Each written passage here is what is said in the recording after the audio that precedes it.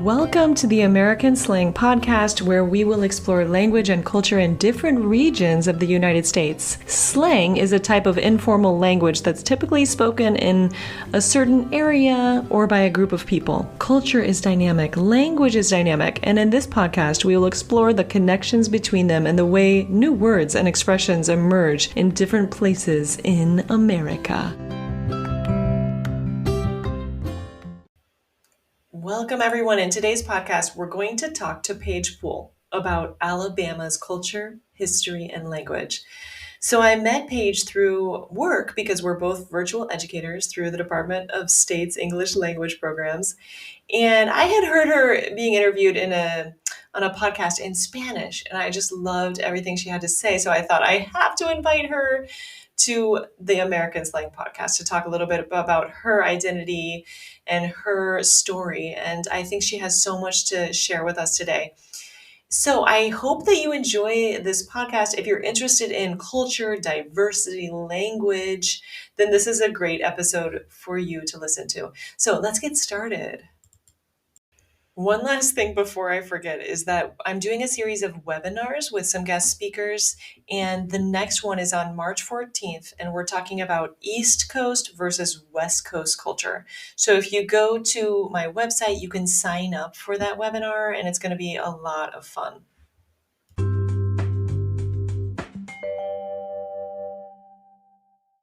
Nice to finally meet you. This is exciting. Yeah, likewise. Yeah. I find that this is almost as exciting as meeting virtual friends in real life, right? It's like that next. I was looking at your state of Alabama, and I realized that I've probably driven through it on the way to spring break in Florida or something like that, but I don't. I mean, I have family in Mississippi. It looks like Mississippi's to the west. It looks like Georgia's to the east and Tennessee's to the north, and Florida. Yes. It also borders with Florida. So it looks like a beautiful state. Like you have alligators there. It looks like we do in the South. Okay. Yeah, it's that Alabama's a pretty unique place. I feel like it is undervalued and definitely not given enough attention. Just something I find fascinating about Alabama, going back to this idea of like Alabama is undervalued. Alabama is known as the Amazon of the US. And so I know NPR did a write-up on this, but Alabama has the most diverse river system in North America. And is number 5 in the US for its biodiversity. And it's one of the greenest states still. I think it's over 70% of the state is still forested. Yeah. I mean, as you probably know, when you ask students in class, to like, where do you want to travel in the United States? They never say Alabama, right? That's New never York, on their radar. California, Miami. Yeah, Miami. Alabama. They're like, Alabama? Where's that? Yeah, exactly. Yeah. So the capital city is Montgomery, right? Yes, although it's not the biggest city. And if you go to Alabama, no one from Montgomery hate me if you're listening to this, but you're probably not going to go to Montgomery. You'd go to Birmingham, which is the biggest city, and has kind of like, I would say Birmingham, Huntsville, Mobile has some really cool historical places to visit. And then obviously you've got the Gulf Coast that's like beaches, beautiful beaches. Wow. But city-wise, like Birmingham, Huntsville has the NASA Space Center that's pretty cool. Oh, neat. And I'm sure there's so much about the civil rights movement that you could learn about. I'm sure there's lots of amazing history with the civil rights movement. Yeah, there's the Civil Rights Museum in Birmingham, and actually in Montgomery, you can go to Martin Luther King Jr.'s house that he lived in when he was there, and that's pretty cool. That's probably worth the drive. Yeah, I would say so, definitely. Yeah. So what was it like growing up in Alabama? I'm wondering, what kind of things you did as growing up there. Did you grow up in a big city? Was it a countryside kind of? So I grew up in a small town outside of Birmingham. It's definitely within like the Birmingham metro area. It's about 20 minutes driving to downtown. But a very small city called Hueytown, which also no one ever knows about. I think it was. I'm gonna have to look it up on the map for sure to get some images. Exactly. Yeah. I think it was established in like 1960 Oh. as a city, and I don't know what the population was when I was growing up, but it's about 16,000 now. Mm-hmm. Um, and I always tell people, like, growing up, there were no big chain stores. Like, we had chain restaurants, a few of them, Yeah. right? Like Taco Bell, McDonald's, Burger King, Captain Mm-hmm. D's. Mm-hmm. Um, but there were no like Walmarts or like any of that probably until like 2006 or 7, maybe. I definitely was already living at Alabama in the dorms, the University of Alabama, when some of those things happened to the Oh, detriment of our yeah. small local businesses for sure. Yeah, for sure, for sure. But then you kind of get more small town stores, small town life, a more intimate kind of Yeah. feel with with your city and the people. I mean, it's kind of like Yeah. everybody knows everybody kind of feeling.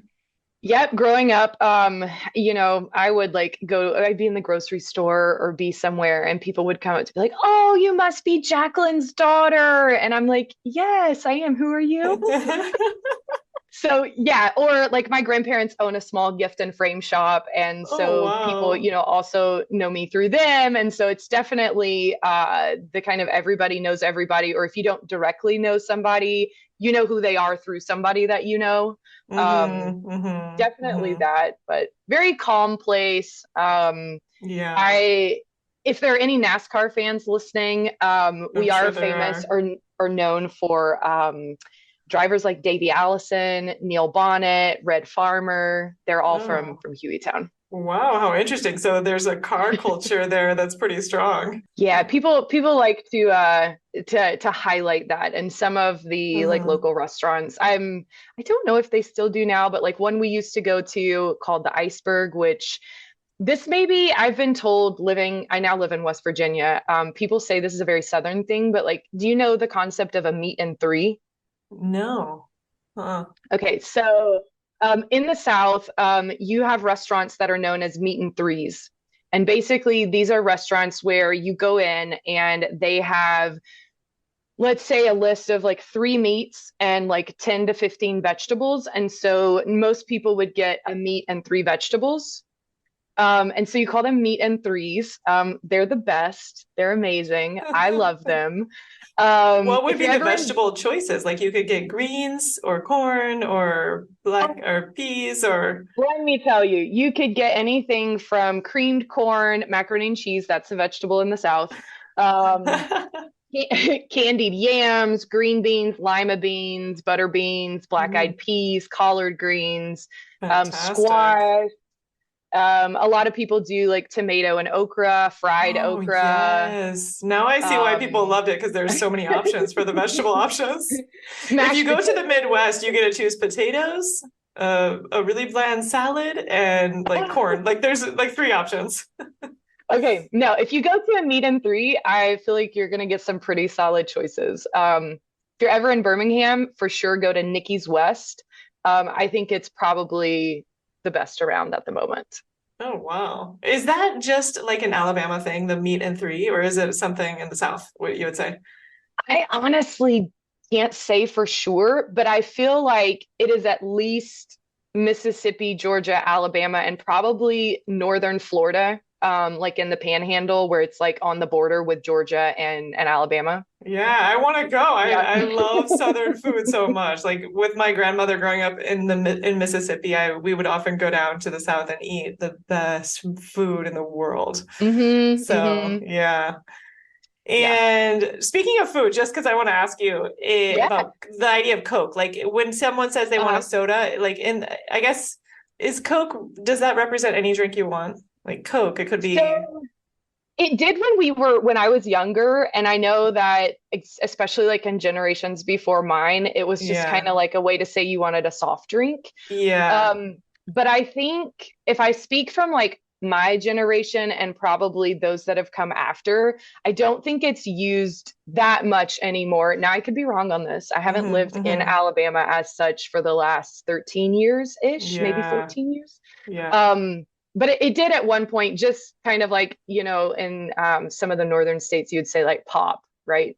Yeah, exactly. We would just say Yeah. pop. And God, okay, so your Southern accent is very, like, I don't really hear it. Hmm. Did you have a stronger accent growing up there? And then it's I sort of like, Yeah, I definitely had an accent. And I think people are a little disappointed when I say I'm from Alabama and I don't have like a heavy Southern accent.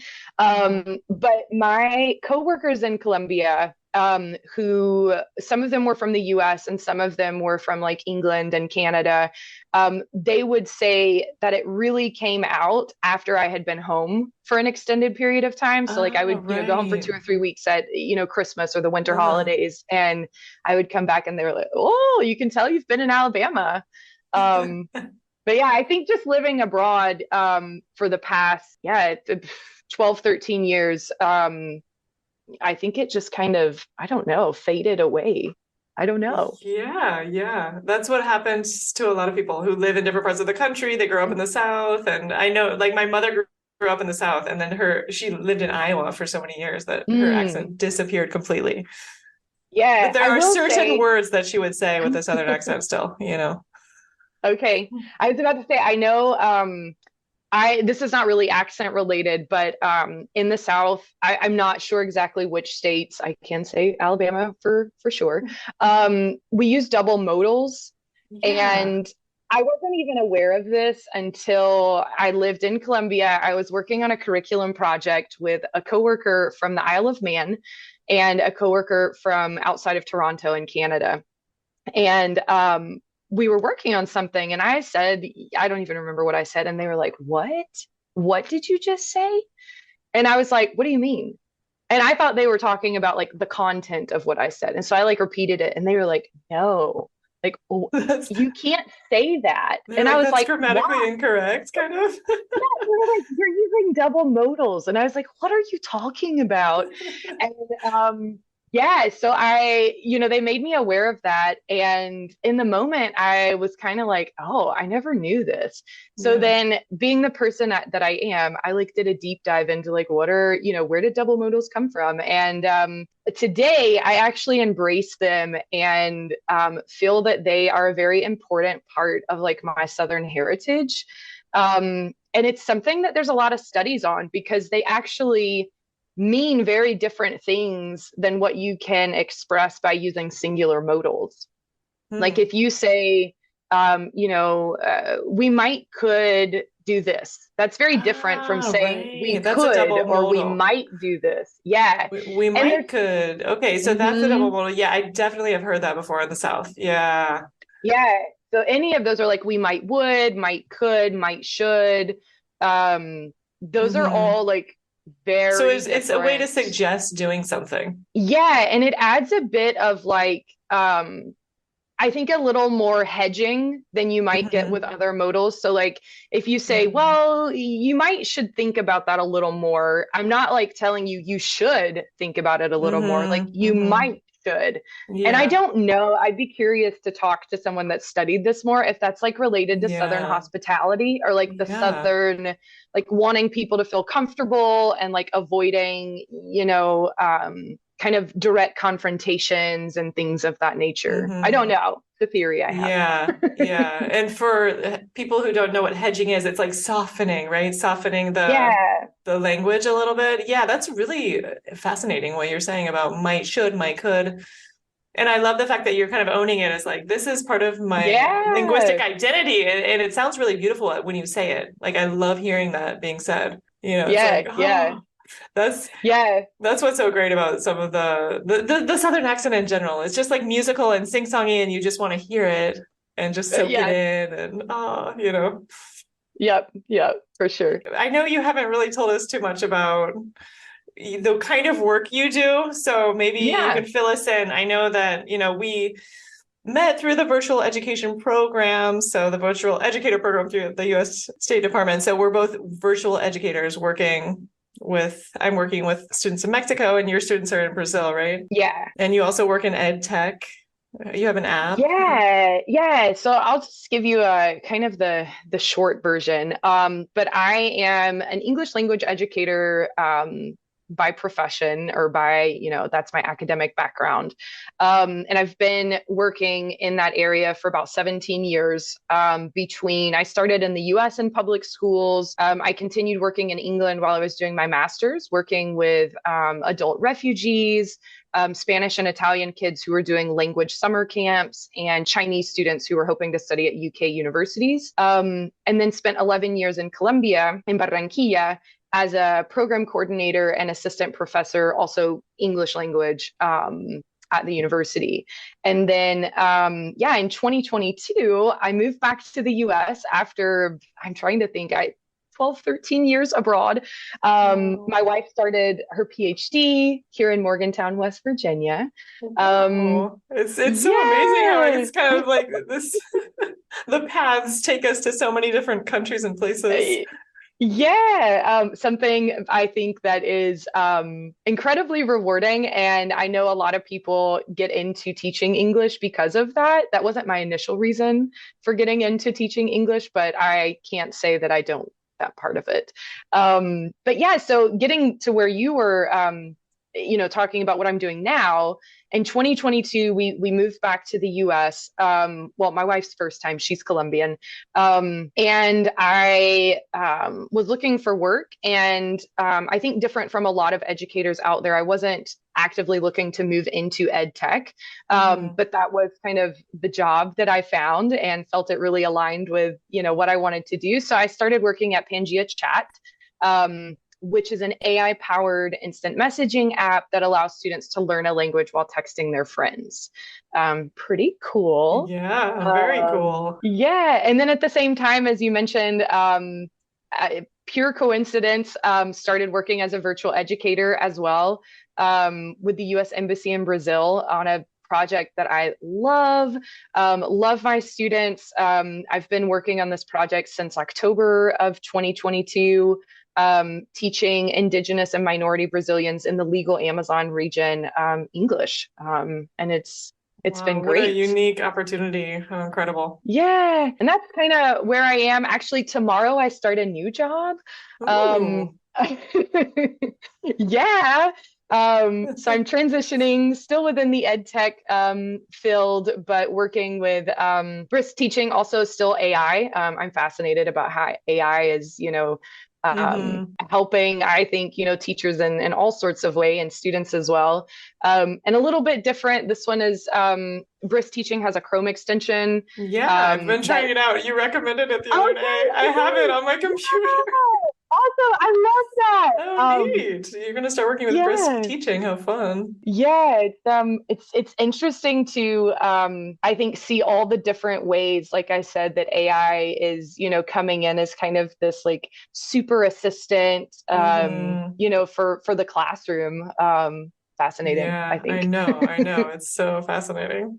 Well, that's amazing. That's great. And okay, so I wanted to ask you about your identity and growing up in the Bible Belt as a lesbian, right? I'm just kind of curious because we know that the southern states have this sort of religious angle, and that I guess I'm kind of curious about that. Now, and the fact that you're not living there anymore. So I'm wondering if it's an issue of, just, I guess you've moved around for a lot of different reasons, but I'm wondering if you feel more comfortable and, in another part of the United States now, or do you think you would still feel at home there? Yeah. So let me start from the beginning and I'll work my way towards the end of that question. Okay. I think that'll give some better context in terms of like growing up in the Bible Belt. I think I grew up in a very small town. It was very conservative, has I think changed quite a bit since I haven't lived there, the same as Birmingham. But it definitely was, I don't know if this is a good way to explain it, but a very kind of like sheltered environment overall, where you didn't really hear about, even the possibility of someone not being a straight cisgender person. And so for a long time, it wasn't even possible to kind of contemplate being anything other than that. I guess when I was, finishing high school was when I realize like, hey, the reason that you've never been interested in guys, or, when people ask you like, hey, do you have a crush on anyone? I would always be like, Hmm. no, because I never contemplated like, oh, I can like a girl. Yeah, yeah. Um, Oh, interesting. Yeah, and it's like it's like yeah, outside of the realm of possibilities. yeah, exactly. It's like you don't know what you can have if Yeah, you don't know that it exists. right. Yeah, so getting more at kind of the other part of the question, it was there was a really tough period for me when I, came out publicly, which was, I'm trying to think, this was my first semester at university, so that would have been in 2006, in December. And that period, I would say, and probably for like the next maybe 4 to 5 years, was kind of a really rough, figuring out how to be who I am, who I was, but Hmm. also I think a big part of being Southern is like you worry about what other people think on maybe a different level than you do in other regions, because you don't want people to feel bad, or you don't want to feel like you've made someone feel bad. And so I definitely Hmm. think there's a bit of that involved in like, some aspects of being who you are because you're worried they might offend people. Hmm. Yeah, there's like social pressure and community. The community is so strong, that sense Mm, of community, maybe. yeah. And then I think regarding like feeling comfortable, I do have to say, I did when I was finishing my undergrad, make the decision that I wanted to be outside the US for a while. And while that was motivated by many factors, one of them was definitely wanting to live in a country where, gay rights were recognized, where it was Hmm. legal to, if I wanted to marry someone, then I Hmm. could without worrying about the Yeah. law impeding that. And so I got a Rotary ambassadorial scholarship through my local Rotary Club. Wow. And yeah, that finances a master's study abroad. I don't know if it Hmm. still exists, Hmm. but you I basically think choose three. the Rotary programs are really strong, right? For study Yeah. abroad programs. Yeah, yeah. And Hmm. promoting, that intercultural understanding Yeah, and exactly. awareness. Uh-huh. Um, and so, as part of that, you choose three countries and a university in each of those countries that you would like to study at. And then they make kind of the final, this Hmm. is where, for whatever reason, we would like to have you study under the scholarship. And all three countries that I chose at that time, I chose them based on the fact that they were very progressive in terms of LGBTQ plus rights. And so those were England, Canada, and the Netherlands. And as I Wow. mentioned, I ended up in England. Fantastic. Did you go to London? No, so I was Oh. actually in Leeds. Oh. Leeds, I don't know if you know, it's about 4 hours north, four and a Hmm. half hours north of London.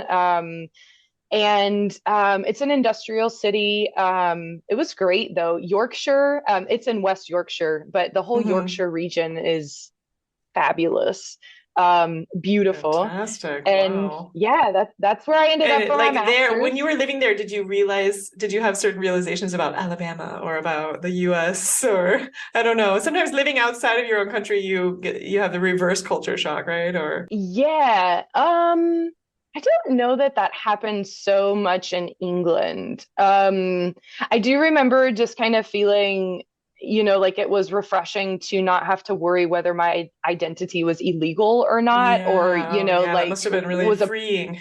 yeah, or Yeah. like a, political topic, right? Instead of just who Hmm. I was. Hmm. Um, Hmm. and so, in that sense, it was really refreshing. I think on a cultural level, most of it was more related to like linguistics.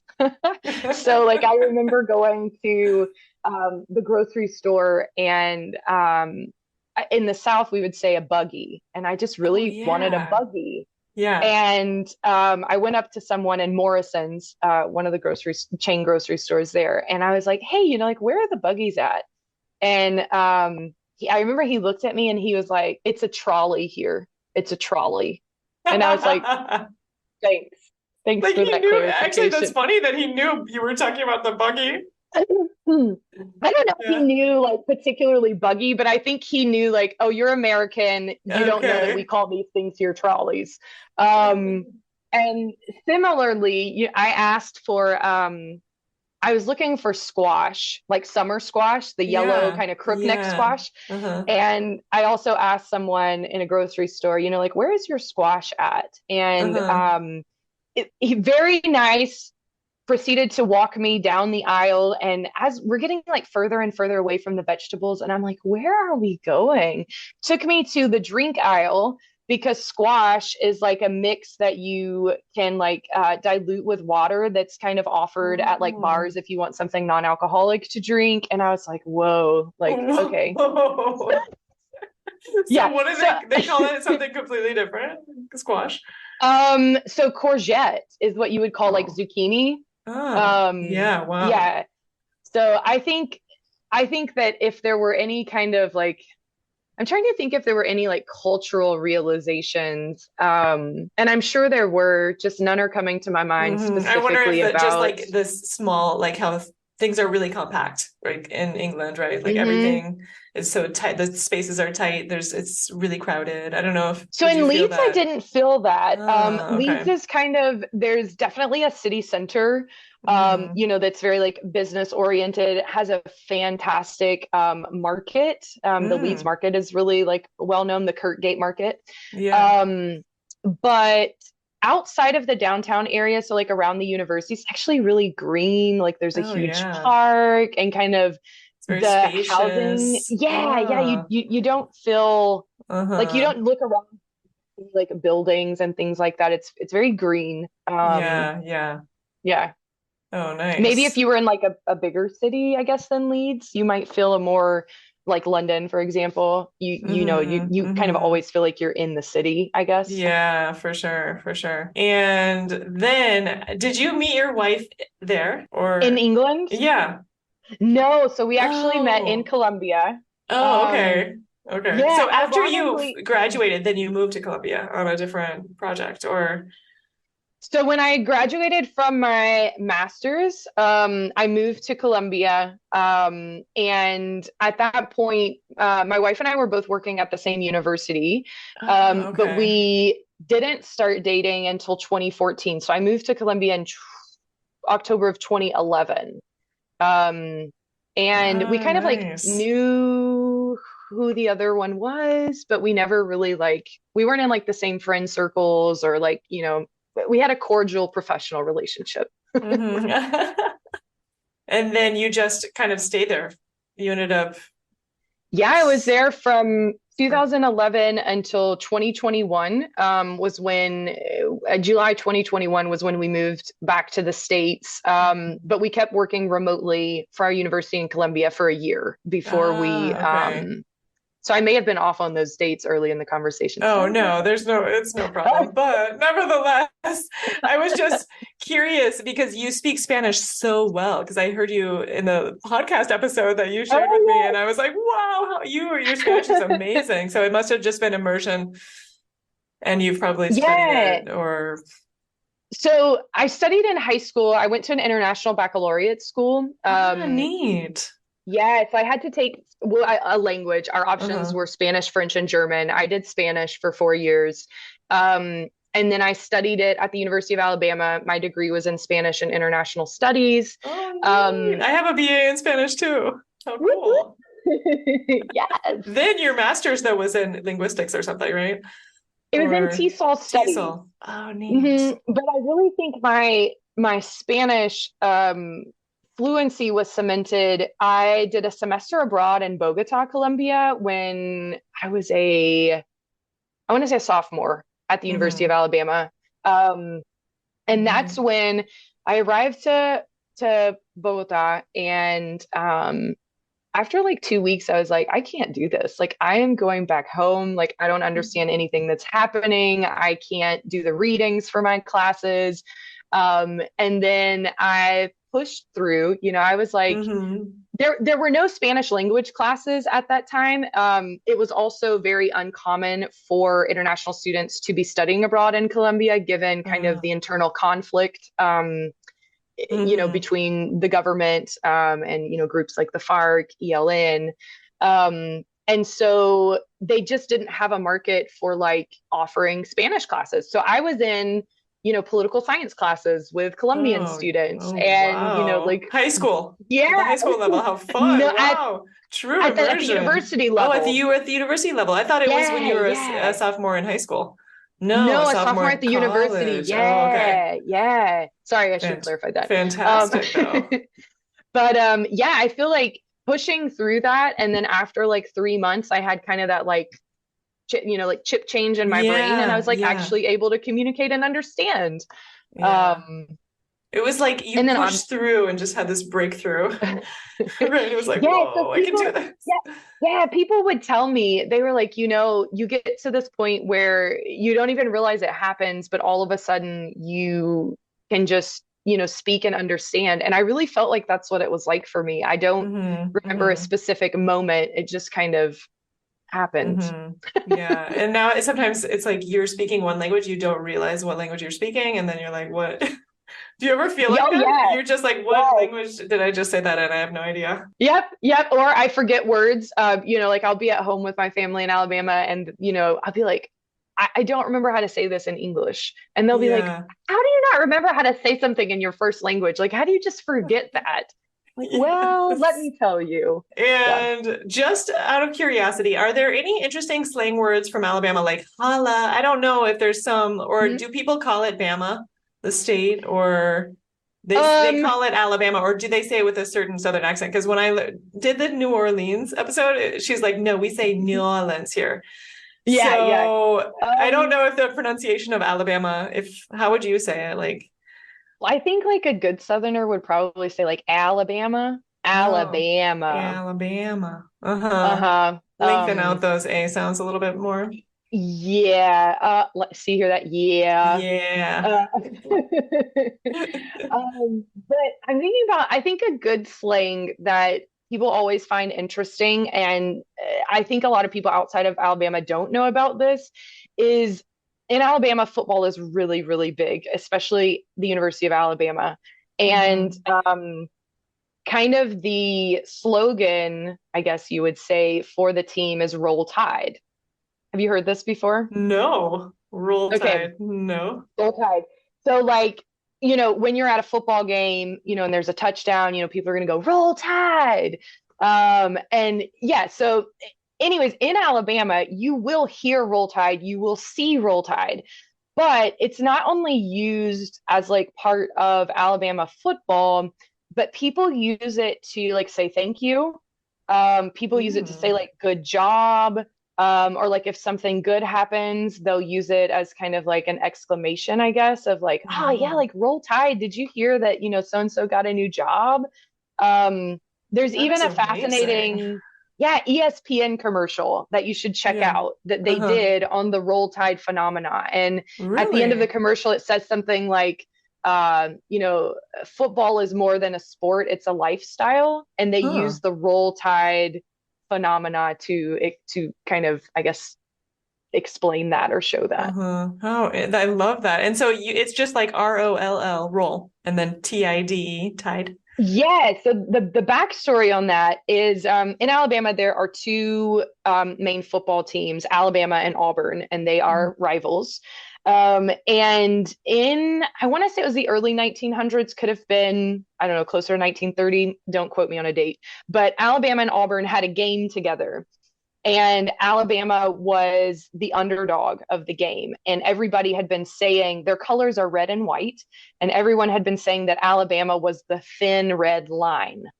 But they played so well in the game that by the end of the game, people were talking about the crimson tide that had rolled over their enemy. And Hmm. so from that came this roll tide roll, like keep rolling over your enemy type. Yeah. Wow. Yeah, there's so much history behind this expression too. Yeah, yeah, for sure. And it says so much about the culture. So do people kind of sing, is it kind of sing-songy too? It's like roll tide. Like people say it Yeah, in a certain way. Yeah, like I'm sure it's like a yeah, song. and yeah, okay. So I was gonna say, even there are some songs like Dixieland Delight, for example. Oh. I'm trying to think, and they'll play them at the football games, or if you're with people who are Alabama fans, there are moments in the song where people will interject like "Roll Tide, roll" on like Oh, the yeah. pausing in the songs. So yeah, Oh, it must be so much fun to go to a football game in Alabama. it's definitely a unique experience for sure. Oh my gosh. And just to kind of close out, I have a Yeah. question. Like, let's say someone comes to the South, right? And they're trying to navigate the Southern culture. And I'm just wondering if you have any tips, like for someone who went to the South, like, and Mhm. they were staying with a family or visiting, like, what do you think would help them in terms of kind of, entering the culture and being able to navigate a little bit better? Like for example, like if you go to someone's house, should you take a box of chocolates or Mhm. I don't know, like this idea of Southern hospitality I know is important, but if you visited someone in the South, what do you think? Like, Yeah, I'm just thinking, I don't know that a gift is always expected. I would say yeah, it's not. It would be yeah, like an extra touch of like, oh, like that's incredibly nice of you, yeah, or that's like uh-huh. really sweet of you. Um, but I think that people are like more concerned about taking care of you, if Mm-hmm, that makes mm-hmm. sense, like making Yeah. sure like you're okay. I will say that like good manners are highly Oh, appreciated in the right. South. So And like like saying saying yes, thank ma'am, or you. no, sir. Yeah, so yes, ma'am, and no, sir. Like I grew up in a household where, if you said yes, my dad would be like, yes, what? Like, yes, sir, or like, no, what? Like, no, ma'am. And so I think that that may be a bit generational as well. I still say Mm-hmm. it, especially to like show respect to, people who are older than I am. And I think a lot of people still do that. But anything of that nature of just like, showing respect, like showing good manners, I think is going to go a long way in, making, I guess, like keeping, like a good relationship with people. Mm-hmm. It's very Mm-hmm. appreciated. The idea of like a warm greeting, when you meet someone, or like if you're going into, like the classroom or a store, I Mm-hmm. think that's appreciated as well. Um, yeah, I think that. Yeah, I think there's a sense of warmth, right? Because Mhm. sometimes in certain parts of the US, it's very cold. Like Yeah. people are cold or the greetings are cold Hmm. or. But in the Yeah. South, people are just so warm and welcoming from what I've experienced.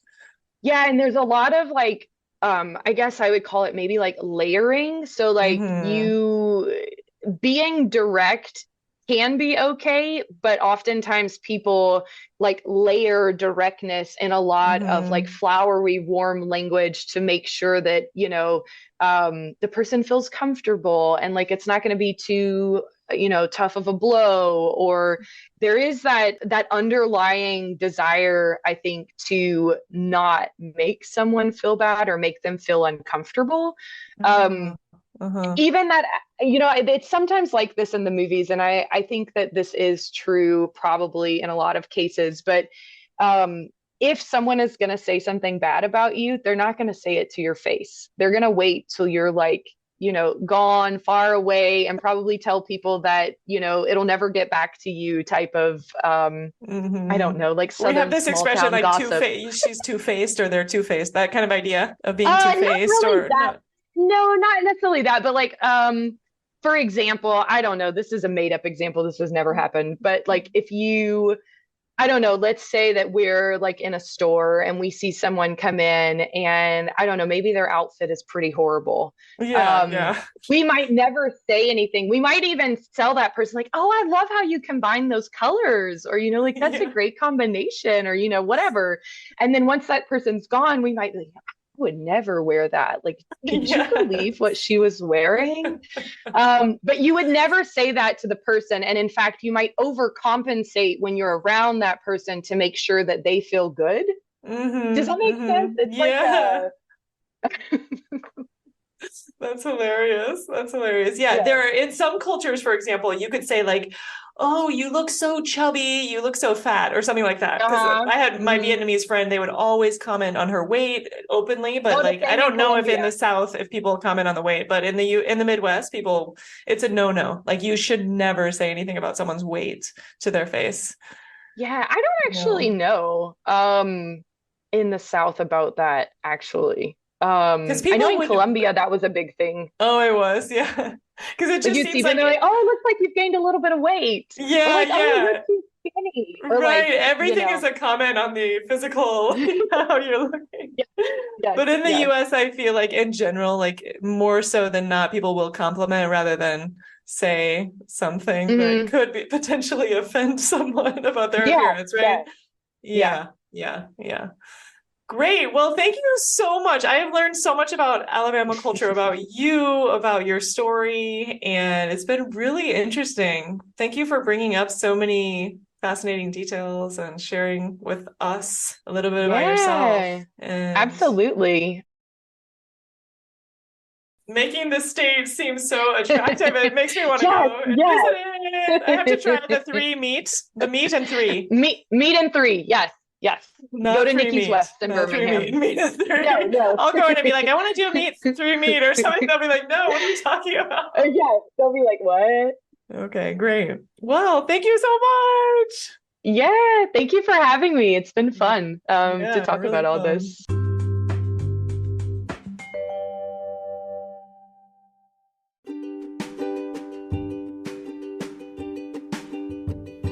I hope you enjoyed listening to this conversation, and this episode was so fascinating. I learned a ton myself about Alabama, and I really want to go check out the amazing places that Paige mentioned.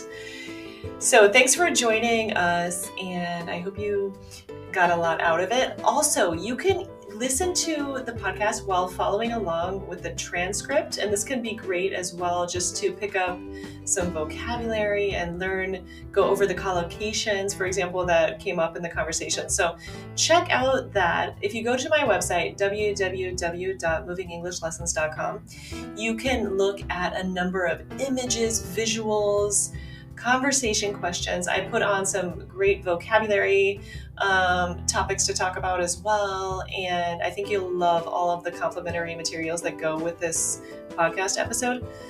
And the upcoming episodes to look forward to. Well, the next one is going to be about East Coast versus West Coast culture. So we're doing a very special webinar on March 14th with guest speaker Glee Lugo. So you can join us and sign up for that.